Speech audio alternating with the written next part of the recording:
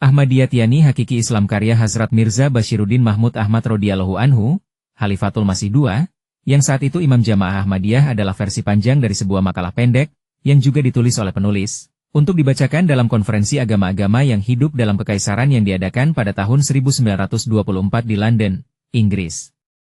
Bukunya, setelah membahas ciri-ciri khas Jemaat Ahmadiyah dan tujuan-tujuan prinsip agama, menjelaskan seluruh luas lingkup ajaran Islam, mulai keberadaan dan sifat Allah serta hubungan manusia dengannya, sampai kehidupan setelah mati, dan diantaranya secara luas mencakup ajaran-ajaran Islam tentang hubungan-hubungan sosial, internasional dan antar agama dalam berbagai aspeknya. Buku ini suatu kajian menyeluruh tentang Islam dalam keindahan serta pengenalan terhadap Jamaah Ahmadiyah. Ini sama relevannya hari ini seperti ketika ia pertama diterbitkan, dan merupakan sarana ampuh untuk melawan propaganda permusuhan terhadap Islam khususnya, dan tema-tema agama fundamental umumnya. Sangat diharapkan buku ini akan menghapus keraguan banyak orang dan menggugah mereka dengan semangat baru terhadap penelaahan serius dan tak menyimpang terhadap ajaran-ajaran asli Islam yang diberikan kepada umat manusia untuk petunjuk dan keselamatan mereka lebih dari 1400 tahun yang lalu oleh Allah melalui Nabi Muhammad SAW. Juga, semoga ini akan menyegarkan dan menguatkan iman mukmin sejati. Penulis Ahmadiyah Islam sejati adalah Hazrat Mirza Bashiruddin Mahmud Ahmad radhiyallahu anhu. Lahir 1889 dan wafat 1965. Bergelar Muslim Maude atau pembaharu yang dijanjikan, beliau putra sulung dan pengganti atau khalifah kedua dari Hazrat Mirza Ghulam Ahmad alaihi salam, Masih Maude, Al-Masih yang dijanjikan, pendiri Jamaah Ahmadiyah. Mia Mahmud adalah tanda nyata dari Allah Ta'ala, firman Allah yang kedatangannya dinubuatkan oleh Nabi Muhammad SAW. Dan Al-Masih yang dijanjikan, juga nabi-nabi terdahulu. Beliau bintang dalam cakrawala rohani yang semisal itu dunia harus menunggu ratusan tahun untuk muncul. Hamba Allah yang dimahkotai dengan cahaya rohani yang memancarkan sinar yang begitu gemilang sehingga akan menanamkan kehidupan rohani ke dalam para pengikutnya, serta memikat orang-orang yang tidak beruntung untuk mengikutinya. Beliau orator yang demikian menakjubkan sehingga pidato-pidatonya akan membuat pendengarnya tidak beranjak selama berjam-jam, entah dalam hujan atau cerah, jauh ke peraduan malam-malam, sementara kata-kata mengalir dari lidahnya laksana madu yang menetes memasuki telinga mereka, mencapai kedalaman jiwa mereka, mengisinya dengan ilmu dan menyegarkan iman mereka. Samudera ilmu ilahi dan duniawi, tanpa ragu, beliau jenius terbesar abad 20. Sosok dengan kecerdasan dan ingatan yang luar biasa, lambang dari sifat-sifat kepemimpinan, sosok yang keserbabisaannya tak dapat dipahami oleh akal. Beliau memimpin Jemaat Ahmadiyah di usia muda, 24 tahun, ketika jemaat masih dalam masa pertumbuhan, dan memeliharanya hingga dewasa selama lebih dari 50 tahun dengan bimbingan rohani, doa, darah, air mata dan kerja kerasnya.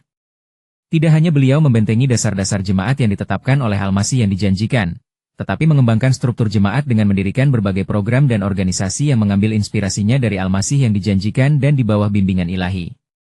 Perhatian utamanya, yang untuk itu beliau mencurahkan seluruh hidupnya, adalah untuk memenuhi misi Al-Masih yang dijanjikan, tugas berat menyebarkan pesan Islam sejati dalam kemurniannya ke pelosok-pelosok dunia. Untuk mencapai ini, beliau memrakarsai gerakan tahrik jadid yang melaluinya tersebar, dan terus tersebar, usaha dakwah Ahmadiyah ke seluruh dunia.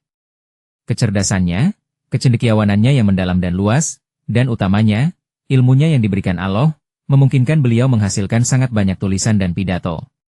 Ketika Al-Masih yang dijanjikan secara khusyuk berdoa kepada Allah untuk memberinya suatu tanda untuk mendukung Islam, Allah memberinya kabar suka tentang putranya ini. Dia akan sangat cerdas, dan akan penuh dengan ilmu duniawi dan rohani. Putra yang menyenangkan hati, berderajat tinggi, mulia, suatu perwujudan dari yang pertama dan yang terakhir, dari yang benar dan yang tinggi, seolah-olah Allah telah turun dari langit. Lihatlah cahaya datang. Kami akan tiupkan roh kami kepadanya.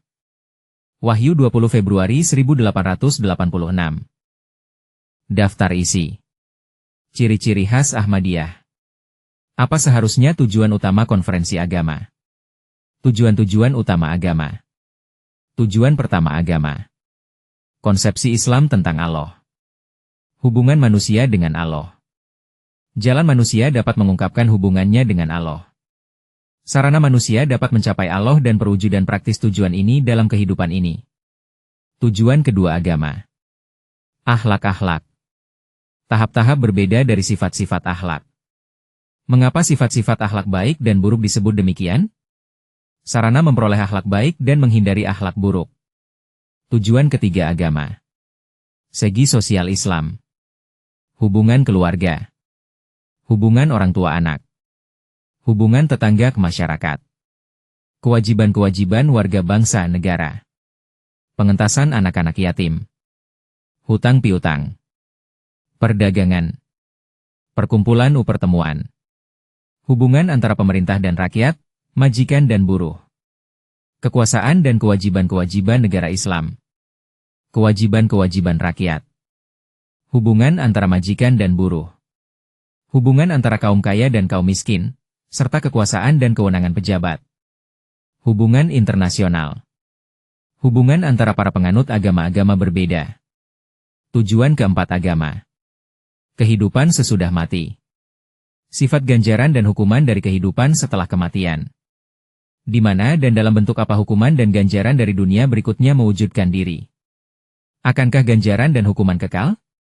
Akankah ada amal dalam surga atau akankah ia berakhir? Pengaruh ajaran-ajaran Al-Masih yang dijanjikan pada para pengikutnya. Hanya untuk mendaftar atau membuat akun gratis di sini, Anda bisa mengunduh 10 audio MP3 berikut ini dalam member area. 1. Masalah penting 1.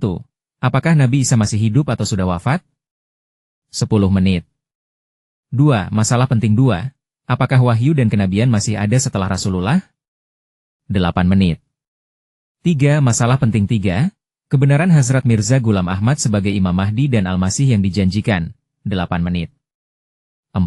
Penutup 3 masalah penting, 3 menit. 5. Apa arti sebenarnya Rasulullah Khatamun Nabiin? 8 menit. 6. Perlunya Imam Zaman, 8 menit. 7. Khilafat Ahmadiyah ala Minhaj an-Nubuwah, 10 menit. 8. Tanda-tanda kiamat akhir zaman, 7 menit.